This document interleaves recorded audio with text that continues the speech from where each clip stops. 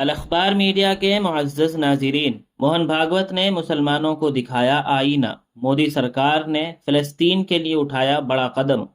مادر علمی دارالعلوم دیوبند کا قدیم فضلاء کے لیے اہم اور ضروری اعلان، اور دارالعلوم وقف دیوبند کا اسلاف و اکابر کی روش کو نئے انداز میں اپناتے ہوئے ایک تاریخی اقدام۔ تو ناظرین، درخواست ہے کہ ویڈیو مکمل ضرور دیکھیں۔ اب ہر ایک خبر کو بالتفصیل سنیے۔ موہن بھاگوت کا مسلمانوں پر بڑا بیان، پیغمبر علیہ السلام کا یوم پیدائش منانا بھی اسلامی نہیں، پھر ہندوستان میں یہ روایت کیوں ہے؟ آر ایس ایس سربراہ موہن بھاگوت نے ایک انٹرویو میں ہندوستانی مسلمانوں کی مذہبی و ثقافتی روایات پر بات کرتے ہوئے کہا کہ ہندوستانی معاشرے اور ثقافت کا اثر مسلمانوں کے بعض رسوم و رواج پر بھی نظر آتا ہے۔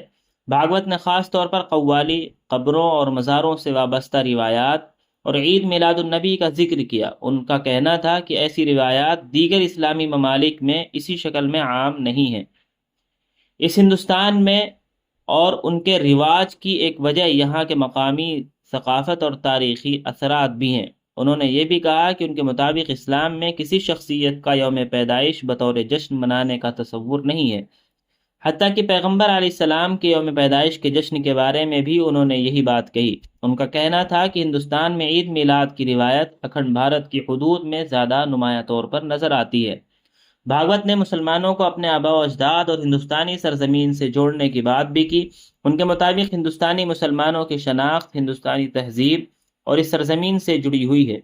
ان کا اصل بیان لفظ بلفظ یہ ہے: کسی شخص کی سالگرہ منانا اسلام میں حرام ہے، لیکن اکھنڈ بھارت کی حدود میں رہنے والے مسلمان پیغمبر اسلام کا یوم پیدائش مناتے ہیں، جبکہ دنیا کے باقی حصوں میں یہ رواج نہیں ہے۔ ہندوستانی ثقافت کا اثر ہندوستانی مسلمانوں پر بھی ہے، اسی لیے بہت سے مسلمانوں نے اپنے آباء و اجداد کی یاد اور ان سے جڑی کچھ روایات کو برقرار رکھا ہے۔ ہندوؤں کو کچھ رسم رواج بھی وہاں اب تک جاری ہیں۔ کسی شخص کی سالگرہ منانا اسلام میں حرام ہے، لیکن اکھنڈ بھارت کی حدود میں مسلمان پیغمبر صاحب صلی اللہ علیہ وسلم کا یوم پیدائش مناتے ہیں، جبکہ دنیا کے دوسرے حصوں میں ایسا نہیں ہوتا۔ قوالی، قبروں اور مزارات سے جڑی بعض روایات بھی اکھنڈ بھارت کے اندر ہی زیادہ نظر آتی ہیں، کیونکہ بت پرستی چھوڑی نہیں گئی اور بھجن بھی نہیں بھولے گئے۔ یہ سب ایک مسلمان میں بھی نظر آتا ہے، لیکن مسلمان کہتا ہے کہ ایسا اس لیے ہے، اور جیسا کہ آپ نے کہا کہ وہاں خیر سگالی اور ہم آہنگی کی ضرورت کیوں ہے، تو ایسا رویہ صرف مسلمان ہی نہیں بلکہ پورا ہندو معاشرہ بھی بھگت رہا ہے۔ تاہم یہ موہن بھاگوت کا ایک سابقہ انٹرویو میں دیا گیا موقف ہے۔ اب آتے ہیں ناظرین، ہندوستان نے فلسطین میں 200 بستروں پر مشتمل سپر اسپیشلٹی اسپتال قائم کرنے کا فیصلہ کیا ہے۔ اس منصوبے کے لیے بھارت اور فلسطین کے درمیان مفاہمت کی ایک یادداشت بھی طے پا چکی ہے۔ یہ اسپتال مغربی کنارے کے شہر جنین میں تعمیر کیا جائے گا، اور اس میں جدید طبی سہولتوں کے ساتھ ایک ٹراما سینٹر بھی شامل ہوگا۔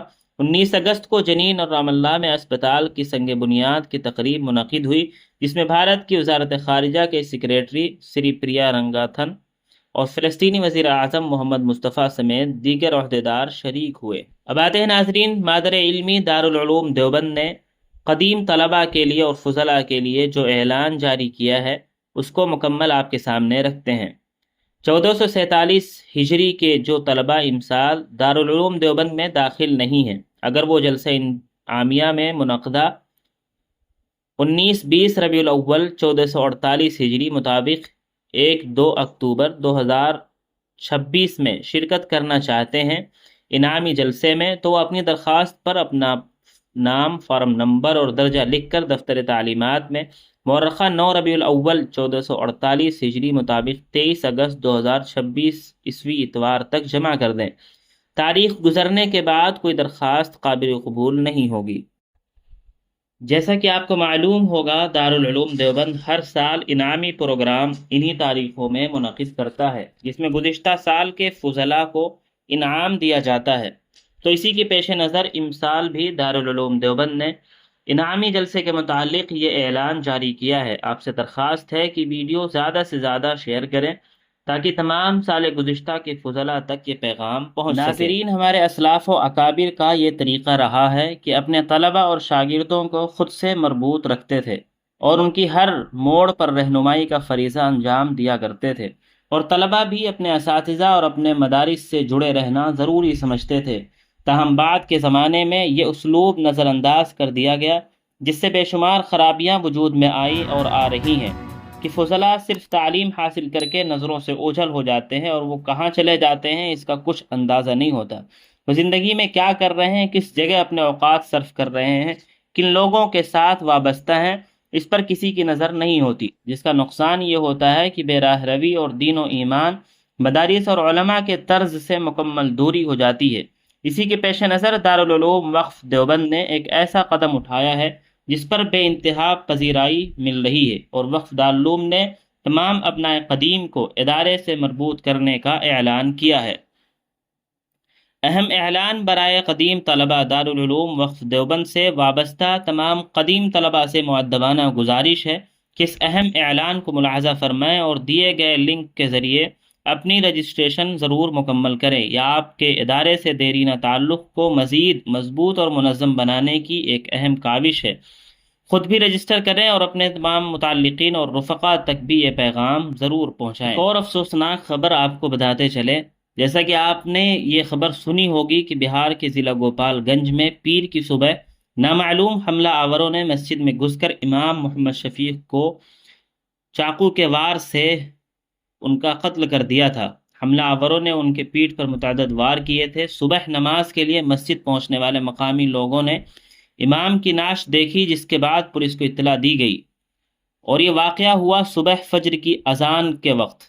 جب اذان کی آواز مسجد سے نہیں آئی تو مقتدیوں نے اور لوگوں نے، وہاں کے مقامی افراد نے سوچا آخر اذان وقت پر کیوں نہیں دی گئی اور اذان اب تک کیوں نہیں ہوئی۔ تو جب وہ مسجد پہنچے تو انہوں نے یہ سارا معاملہ دیکھا۔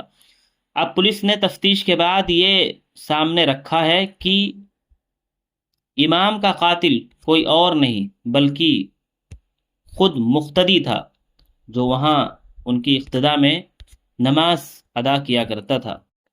گوپال گنج کا یہ دردناک واقعہ ہمیں چیخ چیخ کر یہ یاد دہانی کراتا ہے کہ اگر دلوں سے خوف خدا اور رشتوں کی حرمت ختم ہو جائے تو انسان اپنے ہی محسنوں اور رہنماؤں کا خون بہانے سے بھی نہیں کتراتا۔ پولیس کا فرض ہے کہ وہ مجرم کو سخت سے سخت سزا دے تاکہ آئندہ کوئی شخص مسجد اور امامت کے تقدس کو پامال کرنے کی ہمت نہ کر سکے۔ ناظرین، یہ رہی چند اہم اور ضروری خبریں جن سے ہم نے آپ کو روشناس کرایا۔ الاخبار میڈیا ایک ہی ویڈیو میں متعدد اہم خبروں کو آپ کے سامنے مختصر انداز میں لاتا رہتا ہے۔ درخواست یہ ہے کہ الاخبار میڈیا کی تمام ویڈیوز مکمل ضرور دیکھا کریں تاکہ ملک و ملت سے جڑی تمام اہم خبروں سے آپ واقف رہ سکیں۔ ناظرین، اس ویڈیو کو جتنا ہو سکے زیادہ سے زیادہ شیئر ضرور کریں، اور ان تمام خبروں کے متعلق آپ کی کیا رائے ہے کمنٹ باکس میں ضرور لکھیں۔ جزاکم اللہ، والسلام علیکم ورحمۃ اللہ وبرکاتہ۔